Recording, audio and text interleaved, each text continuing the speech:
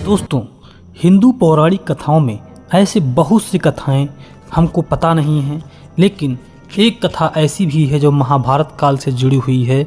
वो उनकी कथा है जो कौरवों की राजमाता सत्यवती थीं। इनके बारे में मित्रों, आज हम उन्हीं के बारे में एक कथा आपको सुनाने जा रहे हैं जो महाभारत काल से, महाभारत की किताब से मैंने लिया है। चलिए कथा को शुरू करते हैं। वेद व्यास जी का जन्म कैसे हुआ था। राजा उपरिचर एक महान प्रतापी राजा थे। वह बड़ा धर्मात्मा और बड़ा सत्यवती थे। उसने अपने तप से देवराज इंद्र को प्रसन्न करके एक विमान और न सूखने वाली सुंदर माला प्राप्त की थी। वह माला धारण करके विमान पर बैठकर आकाश में परिभ्रमण किया करते थे। उसे आखेट का बड़ा चाव था। वह प्रायः वनों में आखेट के लिए जाया करती थी। उपरिचर की रानी का नाम गिरिका था। गिरिका भी बड़ी सुंदर और पवित्र हृदया थी। वह अपने पति को प्रेम तो करती ही थी, प्रति ईश्वर के प्रति भी बड़ी आस्थालु थी। निरंतर भजन और चिंतन में लगी रहती थी। एक बार गिरिका ऋतुमती हुई। 3 दिनों के पश्चात जब वह शुद्ध हुई तो उपरिचर उसके साथ रमण करने से पूर्व ही वन में आखेट करने के लिए चले गए। राजा आखेट के लिए चले तो गए, किंतु उनका ध्यान रानी के साथ रमण करने की इच्छा में लगा रहा। दोपहर का समय था। राजा वन में एक अशोक वृक्ष के नीचे बैठे हुए थे। शीतल हवा चल रही थी। मृदुल स्वरों में पक्षी गान कर रहे थे। राजा का ध्यान रानी की ओर चला गया। वह रमण के संबंध में मन में ही मन सोच रहे थे और राजा कामातुर हो उठे और उनका वीर अस्खलित हो गया। राजा ने सोचा उसका वीर व्यर्थ नहीं जा सकता, अतः उसने अपने वीर को एक दोने में रखकर विमान में बैठे हुए बाज पक्षी को बुलाकर उसे कहा, तुम इस दोने को ले जाकर मेरी रानी को दे दो, वह इसे अपने गर्भ में धारण कर लेगी। बाज दोने को मुख में दबाकर भवन की ओर उड़ चला। वह यमुना नदी के ऊपर से उड़ता हुआ जा रहा था। सहसा एक दूसरे बाज की दृष्टि उस पर पड़ी। उसने सोचा यह अपने मुख में खाने की वस्तु दबाए हुए जा रहा है, अतः उसने बाज पर आक्रमण कर दिया।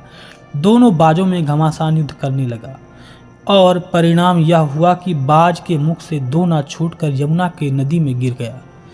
दोने में रखा वीर पानी में मिल गया। एक मछली की वीर पर दृष्टि पड़ी। उसने सोचा यह खाने की वस्तु है, अतः उसको पानी में ही निगल गई।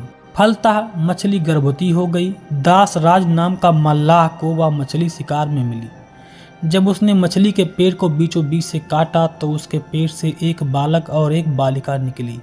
दासराज ने दोनों को उपरिचर को भेंट कर दिया।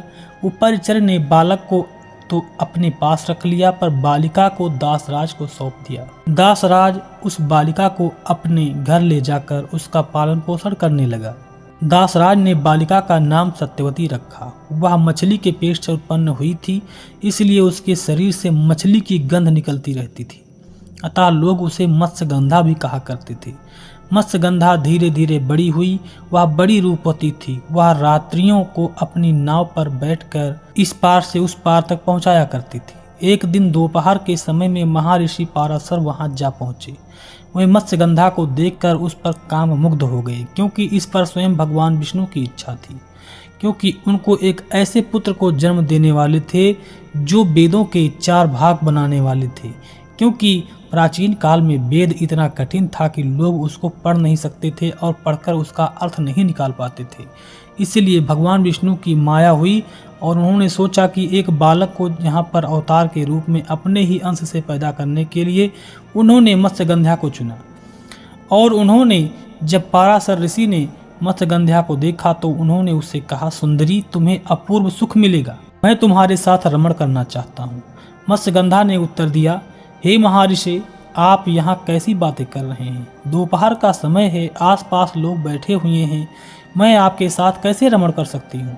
पाराशर जी योग शक्ति से चारों ओर कोहरा पैदा कर दिया। तभी से आज हम ठंडियों के महीने में कोहरा देखते हैं। ये पाराशर ऋषि की ही देन है। और बोले, अब हमें कोई देख नहीं सकेगा, तू निश्चिंत होकर मेरे प्रस्ताव को स्वीकार कर ले। मत्स्यगंधा बोली, हे महर्षि, मैं कुमारी हूँ, पिता की आज्ञा के अधीन हूँ। आपके साथ रमण करने में मेरा कौमार्य नष्ट हो जाएगा, मैं समाज में लांछित हो जाऊंगी। पाराशर ऋषि जी ने कहा, तुम चिंता मत करो, मुझसे रमण करने के पश्चात भी तुम्हारा कौमार्य बना रहेगा। तुम्हारा जो पुत्र होगा वह तुम्हारे कानों के रास्ते से जन्म लेगा। गर्भवती होने पर भी गर्भ का चिन्ह प्रकट नहीं होगा। मत्स्यगंधा फिर बोली, एक बात और, मेरे शरीर से मछली की गंध आ रही है। आप मुझे वरदान दें कि वह गंध सुगंध के रूप में बदल जाए और 4 कोस तक फैली रहे। पाराशर जी ने तथास्तु कह दिया। फलतः मत्स्यगंधा के शरीर से कस्तूरी की सुगंध निकलने लगी। वह शरीर से कस्तूरी की सुगंध जब निकल रही थी तो उसको 4 कोस तक फैलती रहती थी। अतः अब वह योजन गंधा के नाम से भी जाने जाने लगी। पाराशर जी मत्स्यगंधा के साथ रमण करके उसके साथ रमण के फलस्वरूप वह गर्भवती हुई। समय पर यमुना के द्वीप में एक बालक ने उसे गर्भ से जन्म लिया। वह बालक जन्म लेते ही बड़ा हो गया। वह तप करने के लिए वन में चला गया और वही बालक जगत में वेदव्यास जी के नाम से प्रसिद्ध हुआ। जब सत्यवती रोने लगी कि मुझे मेरे बालक को तो दे दो, क्योंकि तुमने मेरे कौमार्य को नष्ट कर दिया है, तब पाराशर ने कहा, तुम्हारा कौमार्य आज भी सुरक्षित है और जो तुम्हारा बालक है, जब तुम्हारी इच्छा होगी तुम इसे बुलाओगे तो मन की गति से वो तुम्हारे पास पहुंच जाएगा। और वही वेदव्यास जी आगे चलकर उन्होंने वेदों के 4 भाग किए और तब से लोग वेदों को अच्छे तरीके से पढ़ने लगे। जगत में उनका नाम वेदव्यास के नाम से प्रसिद्ध हुआ। वेदव्यास जी का पूरा नाम कृष्ण द्वैपायन भी है, जो वेदव्यास जी ही थे। वे श्याम वर्ण के थे, इसलिए उनका नाम कृष्ण भी पड़ा। वे 2 द्वीपों में बीच में पैदा हुए, इसलिए उनका द्वैपायन भी कहते हैं। वेदों के पंडित होने से वेदव्यास कहे जाते थे। वेदव्यास जी अमर हैं, वे आज भी धरती पर विद्यमान हैं और किसी न किसी को दर्शन देकर कृतार्थ करते रहते हैं। ये सब भगवान विष्णु की एक माया थी।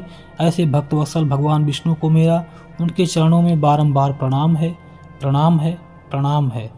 मित्रों, अगर यह कथा आपको अच्छी लगी हो तो वीडियो को लाइक कीजिए।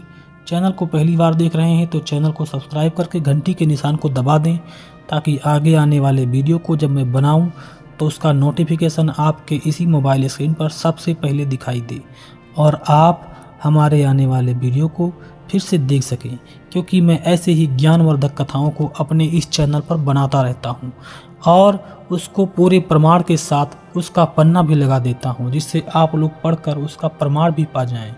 ऐसे ही कथाओं को पाने के लिए आप मेरे इस चैनल पर बने रहें। मित्रों, आपसे निवेदन करना चाहता हूं कि मेरा एक दूसरा चैनल है जिसका नाम है भक्ति कथा ज्ञान।